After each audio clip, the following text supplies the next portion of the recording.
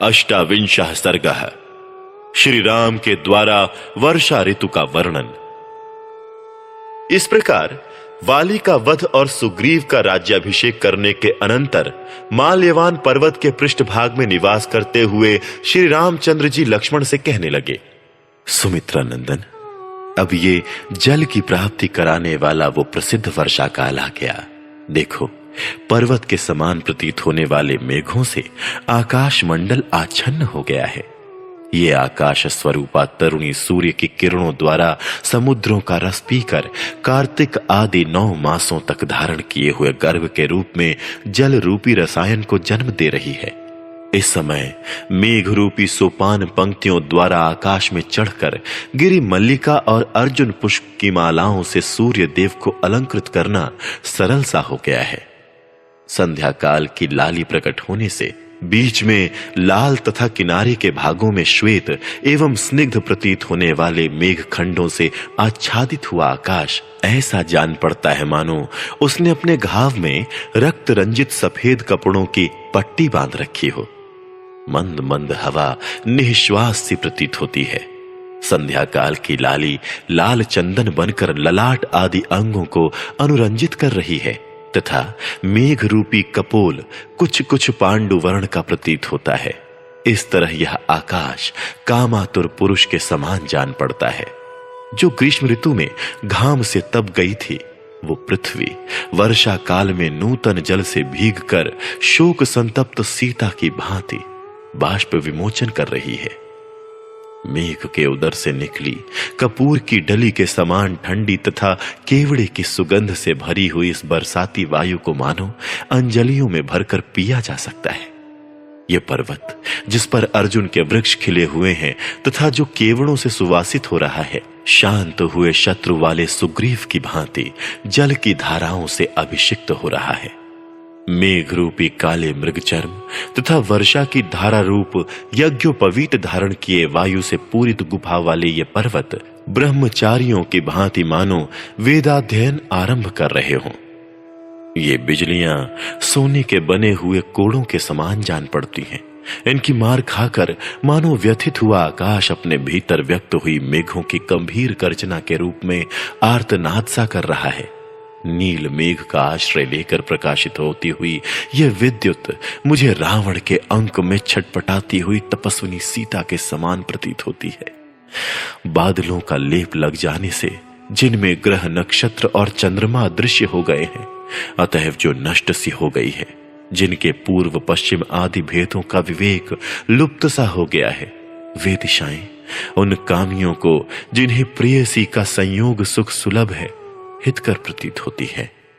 सुमित्रा नंदन, देखो, इस पर्वत के शिखरों पर खिले हुए कुटज कैसी शोभा पाते हैं।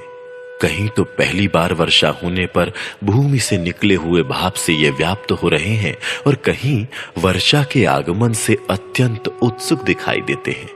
मैं तो प्रिया विरह के शोक से पीड़ित हूं और ये कुटज पुष्प मेरी प्रेमाग्नि को उद्दीप्त कर रहे हैं। धरती की धूल शांत हो गई, अब वायु में शीतलता आ गई, गर्मी के दोषों का प्रसार बंद हो गया, भूपालों की युद्ध यात्रा रुक गई और परदेसी मनुष्य अपने अपने देश को लौट रहे हैं।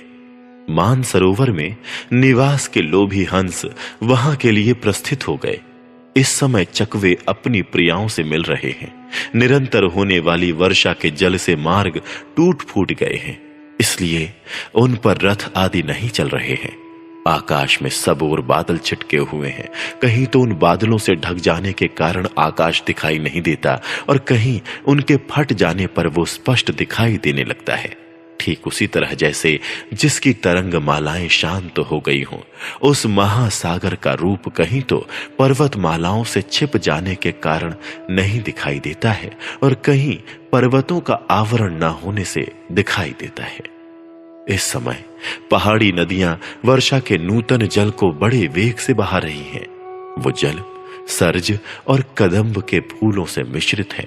पर्वत के गेरू आदि धातुओं से लाल रंग का सा हो गया है तथा मयूरों की केका ध्वनियों से जल के कलकल नाद का अनुसरण करा रही है। काले काले भंवरों के समान प्रतीत होने वाले जामुन के सरस फल आजकल लोग जी भरकर खाते हैं, और हवा के वेग से हिले हुए आम के पके हुए बहुरंगी फल पृथ्वी पर गिरते रहते हैं। जैसे युद्ध स्थल में खड़े हुए मतवाले गजराज उच्च स्वर से चिंघाड़ते हैं, उसी प्रकार गिरिराज के शिखरों की सी आकृति वाले मेघ जोर जोर से गर्जना कर रहे हैं। चमकती हुई बिजलियां इन मेघ रूपी गजराजों पर पताकाओं के समान फहरा रही हैं, और बगुलों की पंक्तियां माला के समान शोभा देती हैं। देखो, अपराह्न काल में इन वनों की शोभा अधिक बढ़ जाती है। वर्षा के जल से इनमें हरी हरी घासें बढ़ गई हैं। झुंड के झुंड मोरों ने अपना नृत्योत्सव आरंभ कर दिया है, और मेघों ने इनमें निरंतर जल बरसाया है। बक पंक्तियों से सुशोभित ये जलधर मेघ जल का अधिक भार ढोते और गरजते हुए बड़े बड़े पर्वत शिखरों पर मानो विश्राम ले लेकर आगे बढ़ते हैं।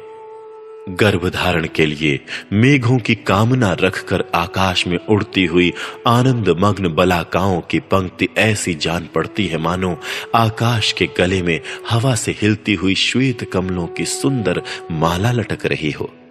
छोटे छोटे इंद्रगोप नामक कीड़ों से बीच बीच में चित्रित हुई नूतन घास से आच्छादित भूमि उस नारी के समान शोभा पाती है जिसने अपने अंगों पर तोते के समान रंग वाला एक ऐसा कंबल ओढ़ रखा हो जिसको बीच बीच में महावर के रंग से रंग कर विचित्र शोभा से संपन्न कर दिया गया हो। चौमासे के इस आरंभ काल में निद्रा धीरे धीरे भगवान केशव के समीप जा रही है। नदी तीव्र गति से समुद्र के निकट पहुंच रही है। हर्ष भरी बलाका उड़कर मेघ की ओर जा रही है, और प्रियतमा सकाम भाव से अपने प्रियतम की सेवा में उपस्थित हो रही है। वन प्रांत मोरों के सुंदर नृत्य से सुशोभित हो गए हैं। कदम्ब वृक्ष फूलों और शाखाओं से संपन्न हो गए हैं। सांड गौओं के प्रति उन्हीं के समान काम भाव से आसक्त हैं, और पृथ्वी हरी हरी खेती तथा हरे भरे वनों से अत्यंत रमणीय प्रतीत होने लगी है। नदियां बह रही हैं, बादल पानी बरसा रहे हैं, मतवाले हाथी चिंघाड़ रहे हैं, वन प्रांत शोभा पा रहे हैं।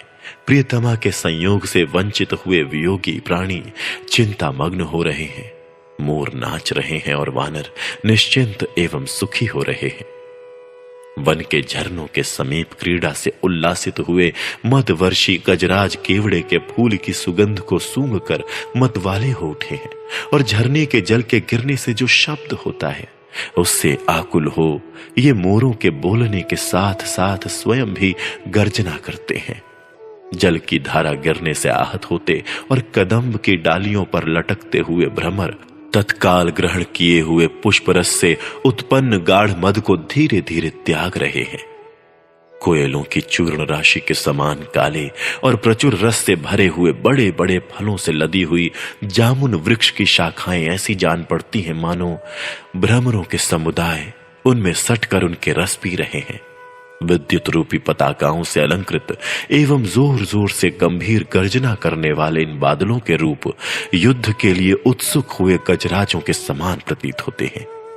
पर्वतीय वनों में विचरण करने वाला तथा अपने प्रतिद्वंदी के साथ युद्ध की इच्छा रखने वाला मदमत्त गजराज जो अपने मार्ग का अनुसरण करके आगे बढ़ा जा रहा था, पीछे से मेघ की गर्जना सुनकर प्रतिपक्षी हाथी के गर्जने की आशंका करके सहसा पीछे की ओर लौट पड़ा है।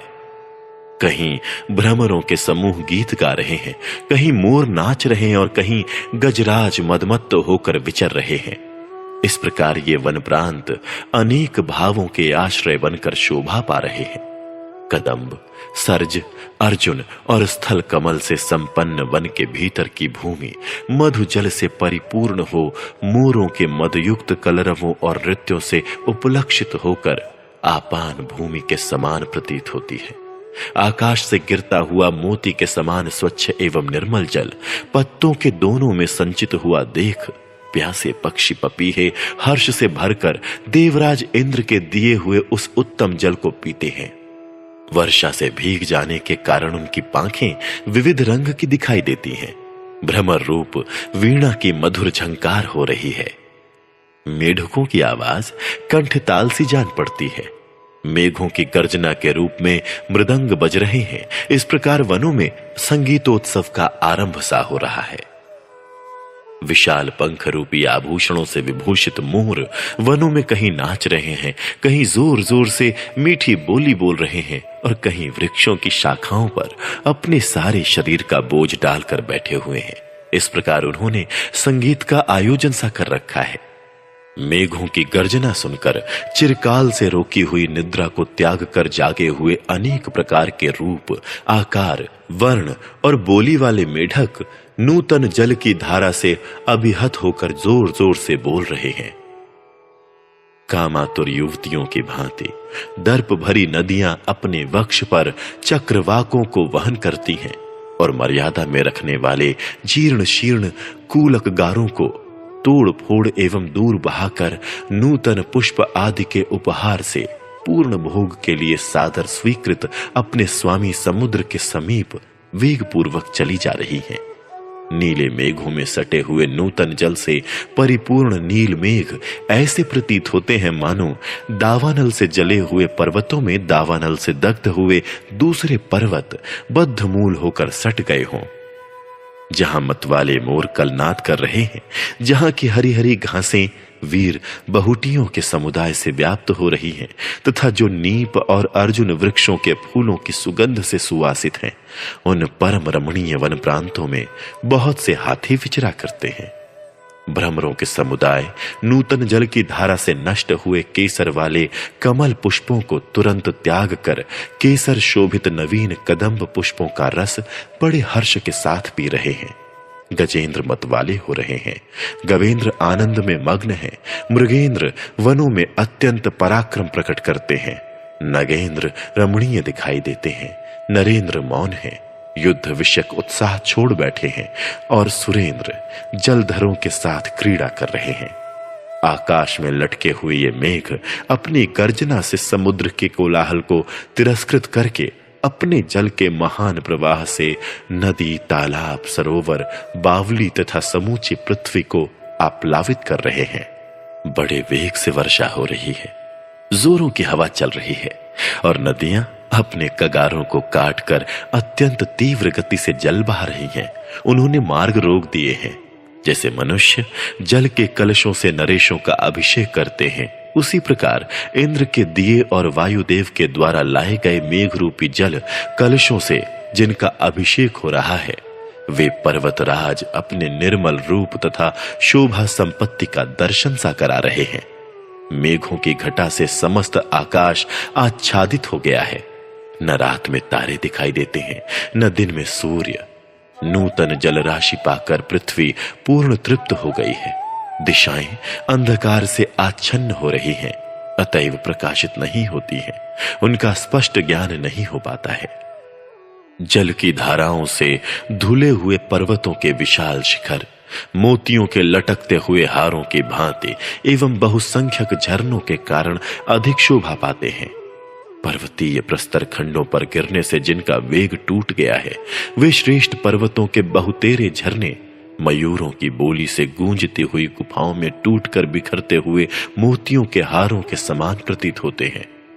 जिनके वेग शीघ्रगामी हैं, जिनकी संख्या अधिक है, जिन्होंने पर्वतीय शिखरों के निम्न प्रदेशों को धोकर स्वच्छ बना दिया है तथा जो देखने में मुक्त मालाओं के समान प्रतीत होते हैं।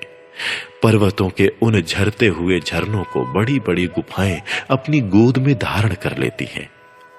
सुरत क्रीड़ा के समय होने वाले अंगों के आमर्दन से टूटे हुए देवांगनाओं के मौक्तिक हारों के समान प्रतीत होने वाली जल की अनुपम धाराएं संपूर्ण दिशाओं में सब ओर गिर रही हैं। पक्षी अपने घोंसलों में छिप रहे हैं, कमल संकुचित हो रहे हैं और मालती खिलने लगी है। इससे जान पड़ता है कि सूर्यदेव अस्त हो गए। राजाओं की युद्ध यात्रा रुक गई।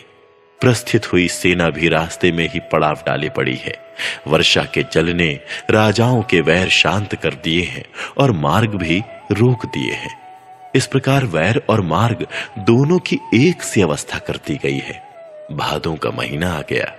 ये वेदों के स्वाध्याय की इच्छा रखने वाले ब्राह्मणों के लिए उपाक्रम का समय उपस्थित हुआ है। सामगान करने वाले विद्वानों के स्वाध्याय का भी यही समय है। कोसल देश के राजा भरत ने 4 महीने के लिए आवश्यक वस्तुओं का संग्रह करके गत आषाढ़ की पूर्णिमा को निश्चय ही किसी उत्तम व्रत की दीक्षा ली होगी। मुझे वन की ओर आते देख जिस प्रकार अयोध्यापुरी के लोगों का आर्तनाद बढ़ गया था, उसी प्रकार इस समय वर्षा के जल से परिपूर्ण होती हुई सरयू नदी का वेग अवश्य ही बढ़ रहा होगा। यहां वर्षा अनेक गुणों से संपन्न है। इस समय सुग्रीव अपने शत्रु को परास्त करके विशाल वानर राज्य पर प्रतिष्ठित हैं और अपनी स्त्री के साथ रहकर सुख भोग रहे हैं। किंतु लक्ष्मण, मैं अपने महान राज्य से तो भ्रष्ट हो ही गया हूं। मेरी स्त्री भी हर ली गई है, इसलिए पानी से गले हुए नदी के तट की भांति कष्ट पा रहा हूं। मेरा शोक बढ़ गया है। मेरे लिए वर्षा के दिनों को बिताना अत्यंत कठिन हो गया है और मेरा महान शत्रु रावण भी मुझे अजेय सा प्रतीत होता है। एक तो ये यात्रा का समय नहीं है, दूसरे मार्ग भी अत्यंत दुर्गम है। इसलिए सुग्रीव के नतमस्तक होने पर भी मैंने उनसे कुछ कहा नहीं है। वानर सुग्रीव बहुत दिनों से कष्ट भोगते थे और दीर्घ काल के पश्चात अब अपनी पत्नी से मिले हैं। इधर मेरा कार्य बड़ा भारी है, थोड़े दिनों में सिद्ध होने वाला नहीं है। इसलिए मैं इस समय उनसे कुछ नहीं कहना चाहता हूं। कुछ दिनों तक विश्राम करके उपयुक्त समय आया हुआ जान वे स्वयं ही मेरे उपकार को समझेंगे, इसमें संशय नहीं है। अतः शुभ लक्षण लक्ष्मण, मैं सुग्रीव की प्रसन्नता और नदियों के जल की स्वच्छता चाहता हुआ शरद काल की प्रतीक्षा में चुपचाप बैठा हुआ हूं। जो वीर पुरुष किसी के उपकार से उपकृत होता है, वो प्रत्युपकार करके उसका बदला अवश्य चुकाता है। किंतु यदि कोई उपकार को न मानकर या भुलाकर प्रत्युपकार से मुंह मोड़ लेता है, वो शक्तिशाली श्रेष्ठ पुरुषों के मन को ठेस पहुंचाता है। श्री रामचंद्र जी के ऐसा कहने पर लक्ष्मण ने सोच विचार कर उसकी भूरी भूरी प्रशंसा की और दोनों हाथ जोड़कर अपनी शुभ दृष्टि का परिचय देते हुए वे नयनाभिराम श्री राम से इस प्रकार बोले। नरेश्वर, जैसा कि आपने कहा है, वानर राज सुग्रीव शीघ्र ही आपका यह सारा मनोरथ सिद्ध करेंगे। अतः आप शत्रु के संहार करने का दृढ़ निश्चय लिए शरतकाल की प्रतीक्षा कीजिए और इस वर्षा काल के विलंब को सहन कीजिए। 39 सर्गः। हनुमान जी के समझाने से सुग्रीव का नील को वानर सैनिकों को एकत्रित करने का आदेश देना। पवन कुमार हनुमान शास्त्र के निश्चित सिद्धांत को जानने वाले थे। क्या करना चाहिए और क्या नहीं, इन सभी बातों का उन्हें यथार्थ ज्ञान था। किस समय किस विशेष धर्म का पालन करना चाहिए, इसको भी वे ठीक ठीक समझते थे। उन्हें बातचीत करने की कला का भी अच्छा ज्ञान था। उन्होंने देखा आकाश निर्मल हो गया है, अब उसमें ना तो बिजली चमकती है और ना ही बादल दिखाई देते हैं। अंतरिक्ष में सब ओर सारस उड़ रहे हैं और उनकी बोली सुनाई देती है। आकाश ऐसा जान पड़ता है मानो उस पर श्वेत चंदन सदृश रमणीय चांदनी का लेप चढ़ा दिया गया हो। सुग्रीव का प्रयोजन सिद्ध हो जाने के कारण अब वे धर्म और अर्थ के संग्रह में शिथिलता दिखाने लगे हैं। असाधु पुरुषों के मार्ग का ही अधिक आश्रय ले रहे हैं। एकांत में ही उनका मन लगता है। उनका काम पूरा हो गया है, उनके अभीष्ट प्रयोजन की सिद्धि हो चुकी है। अब वे सदा युवती स्त्रियों के साथ क्रीड़ा विलास में ही लगे रहते हैं। उन्होंने अपने सारे अभिलषित मनोरथों को प्राप्त कर लिया है। अपनी मनोवांछित पत्नी रूमा तथा अभीष्ट सुंदरी तारा को भी प्राप्त करके अब वे कृतकृत्य एवं निश्चिंत होकर दिन रात भोग विलास में लगे रहते हैं। जैसे देवराज इंद्र गंधर्वों और अप्सराओं के समुदाय के साथ क्रीड़ा में तत्पर रहते हैं, उसी प्रकार सुग्रीव भी अपने मंत्रियों पर राजकार्य का भार रखकर क्रीड़ा विहार में तत्पर हैं। मंत्रियों के कार्यों की देखभाल वे कभी नहीं करते हैं। मंत्रियों की सज्जनता के कारण यद्यपि राज्य को किसी प्रकार की हानि पहुंचने का संदेह नहीं है, तथापि स्वयं सुग्रीव ही स्वेच्छाचारी से हो रहे हैं। ये सब सोचकर हनुमान जी वानर राज सुग्रीव के पास गए और उन्हें युक्त युक्त विविध एवं मनोरम वचनों के द्वारा प्रसन्न करके बातचीत का मर्म समझने वाले उन सुग्रीव से हितकर, सत्य, लाभदायक, साम, धर्म और अर्थ नीति से युक्त, शास्त्र विश्वासी पुरुषों के सुदृढ़ निश्चय से संपन्न तथा प्रेम और प्रसन्नता से भरे वचन बोले। राजन, आपने राज्य और यश प्राप्त कर लिया तथा कुल परंपरा से आई हुई लक्ष्मी को भी बढ़ाया, किंतु अभी मित्रों को अपनाने का कार्य शेष रह गया है। उसे आपको इस समय पूर्ण करना चाहिए। जो राजा कब प्रत्युपकार करना चाहिए इस बात को जानकर मित्रों के प्रति सदा साधुता पूर्ण बर्ताव करता है, उसके राज्य, यश और प्रताप की वृद्धि होती है। पृथ्वीनाथ, जिस राजा का कोष, दंड, मित्र और अपना शरीर ये सब के सब समान रूप से उसके वश में रहते हैं, वो विशाल राज्य का पालन एवं उपभोग करता है। आप सदाचार से संपन्न और नित्य सनातन धर्म के मार्ग पर स्थित हैं, अतः मित्र के कार्य को सफल बनाने के लिए जो प्रतिज्ञा की है उसे यथोचित रूप से पूर्ण कीजिए।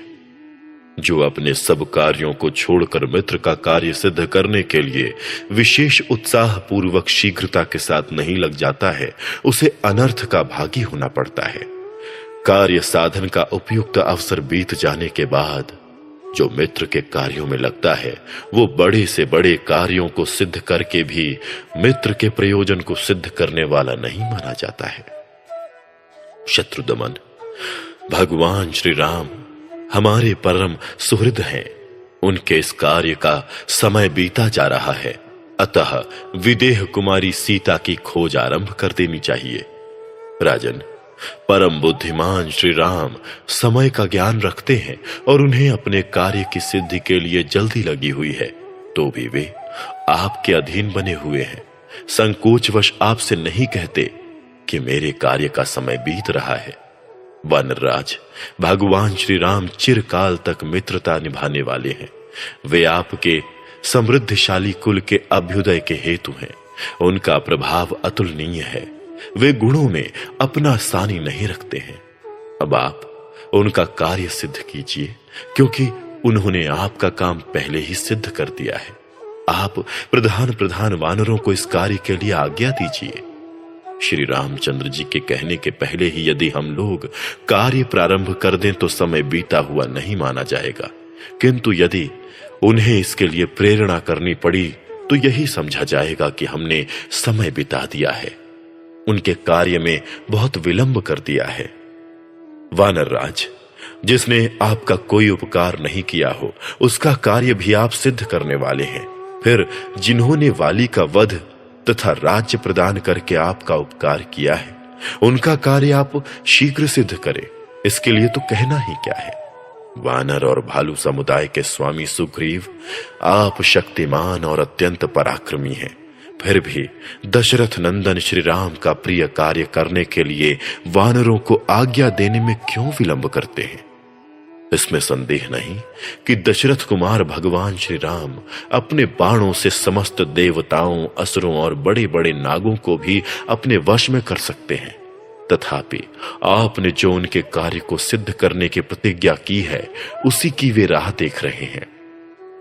उन्हें आपके लिए वाली के प्राण तक लेने में हिचक नहीं हुई। वे आपका बहुत बड़ा प्रिय कार्य कर चुके हैं। अतः अब हम लोग उनकी पत्नी विदेह कुमारी सीता का इस भूतल पर और आकाश में भी पता लगाएं। देवता, दानव, गंधर्व, असुर, मरुदगण तथा यक्ष भी श्री राम को भय नहीं पहुंचा सकते।